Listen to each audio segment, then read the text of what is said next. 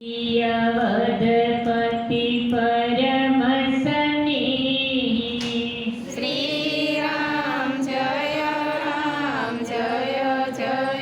રામ સુમિરી યવદપતિ પરમ સ્નેહી શ્રી રામ જય રામ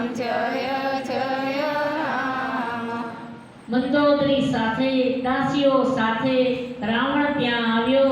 સીતાજીને કહેવા લાગ્યો. સીતાજીએ વળતો જવાબ આપ્યો કે રાવણ તો ગમે એટલો મોટો હોય, ક્યાં આગિયું અને ક્યાં સૂર્યનો પ્રકાશ, ક્યાં મારા પરમાત્મા રામને, ક્યાં તું એક પાપી પાખંડી રાવણ રાક્ષસ, તું નિશાચર છે. કદાચ ને તું તલવાર લઈને આવ્યો ને મારો શિર છેદ કરી નાખે તો મને કોઈ ચિંતા નથી, પણ મારા રામનું નામ ક્યારે હું નહીં છોડી શકું. અને એ તપસ્વી અહીંયા આવી શકવાનું નથી.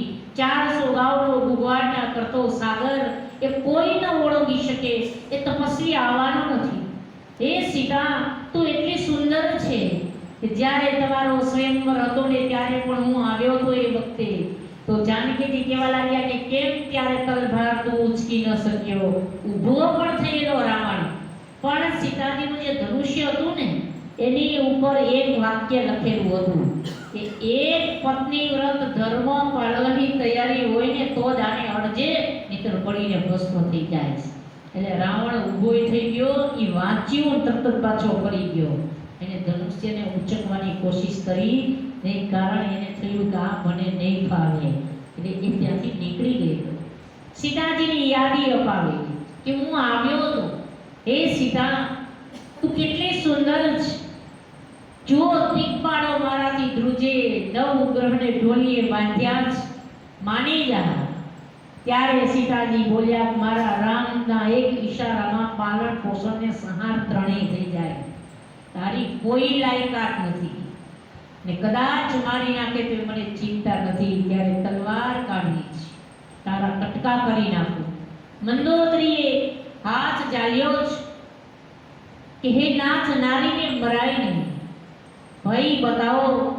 અને રાવણ ક્યાં સુધી બોલી ગયો. મંદોદરી તો પાટ મહિષી છે અને રાવણને શાપ હતો. મહાદેવના મંદિરમાં એક વખત એના દીકરાના વહુ છે, એના ભાઈના દીકરાની વહુ, નલ કુબેરની પત્ની, એની સાથે અયોગ્ય આચરણ શિવ મંદિરમાં કર્યું. ત્યારે નલ કુબેરને શ્રાપ આપી દીધો છે કે કોઈ પણ સ્ત્રીની ઈચ્છા ન હોય એની વિરુદ્ધ જ્યારે તું વર્તન કરીશ ને રાવણ, તારા 10 મસ્તકના કટકા થઈ જશે. એટલે રાવણે અશોક વાટિકામાં શ્રી સીતાજીને બિરાજમાન કર્યા છે. મંદોદરીના કહેવાથી તોય બોલવા માંડ્યો છે કે મંદોદરી આદિ સગરાણી શ્રી રામ જય રામ રાવણ સુનો સુમુખી સયાની શ્રી રામ જય રામ મંદોદરી આદિ સગરાણી શ્રી રામ જય રામ રાવણ બોલ્યો છે કે હે સીતા, હે સુંદર મુખવાળી સીતા, એકવાર મારી સામે જો તો મંદોદરી આદિને તારી દાસીઓ બનાવી દઉં.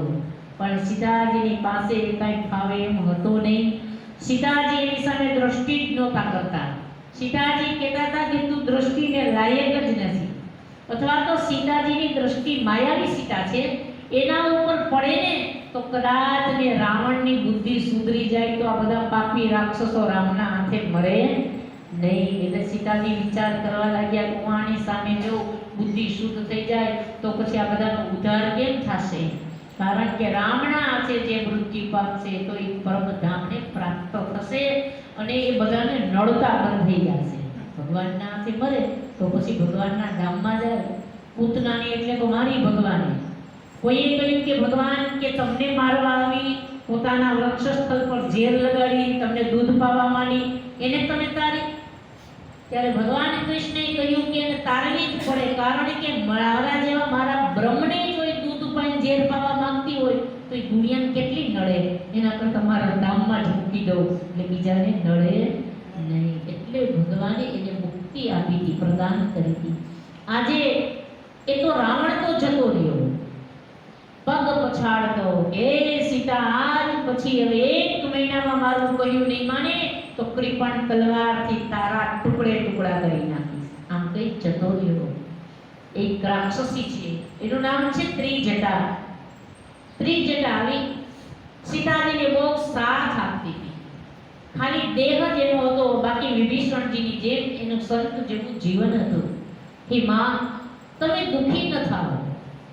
કહેવાય છે સીતાજી રડવા લાગ્યા રાવણના ગયા પછી, અને કહેવા લાગ્યા કે આના કરતા તો હે ત્રિજટા મને અગ્નિ આપને તો હું બળી ભસ્મ થઈ જાઉં.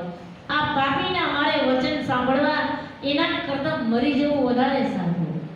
ત્યારે ત્રિજટા બોલી કે માં તમે દુખી ન થાઓ, મને એક સપનું આવ્યું છે કે સપની હુઆ નર લંકા જારી.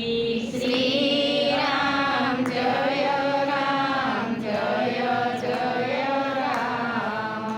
સપની હુઆ નર લંકા જારી. શ્રી રામ જય રામ જય જય રામ. જાતુ ધાન સેના સંગમારી. શ્રી રામ જય રામ જય જય રામ. ખરયારૂઢન ગન દસ શીશ. શ્રી રામ જય રામ જય જય રામ. મુંડિત શિર ખંડિત ભુજ દીશ. શ્રી રામ જય રામ જય જય રામ. માં આજે વહેલી સવારે પરોઢીએ મને બહુ સુંદર સ્વપ્ન આવ્યું છે. માં સપનામાં એક વાનર આવ્યો.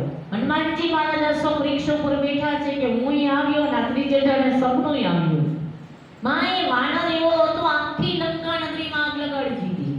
સીતાજીની વાત સાંભળે છે સીતાજી. હનુમાનજીએ મનમાં નક્કી કરી લીધું કે હવે આ ત્રિજટાનું સપનું મારે સાચું પાડવું છે. આ લંકા નગરીમાં આગ તો લગાડવી જ છે, એટલે આનું સપનું સત્ય થાય.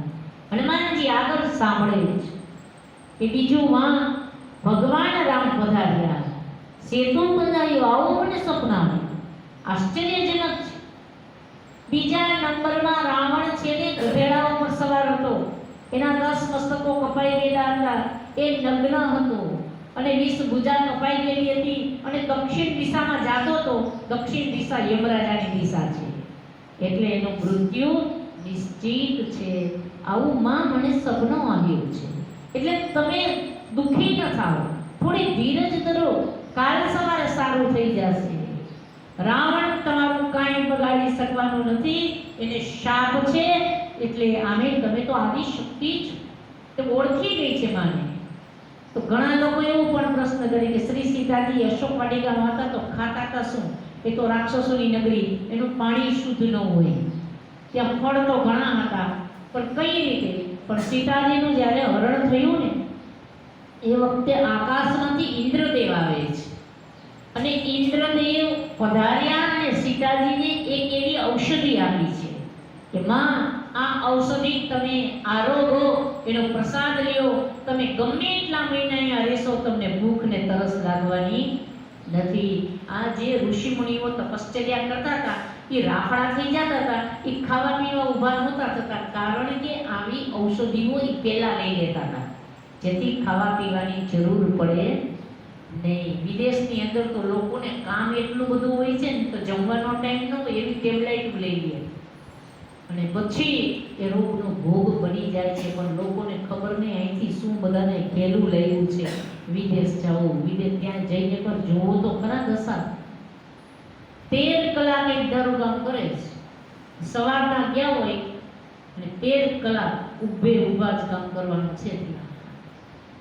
50 વર્ષ પૂરા થાય ત્યાં તો એ પૂરા થઈ ગયા હોય છે. એવા દાખલા અમે જોયા કે એ વ્યક્તિ પછી ક્યાંય નથી જતી. એક કૃત્રિમ છે કે એ લે એટલે ભૂખ ન લાગે, કામ તો કરવું જ પડે છે. પણ અહીંયા શ્રી સીતાજી માટે તો એવી ઔષધિઓ ઇન્દ્રદેવે આપી અને પરિણામે એને ભૂખ તરસ લાગતા નથી. ત્રિજટા બોલે છે, નિશી નયન નમીર સુનો સુકુમાર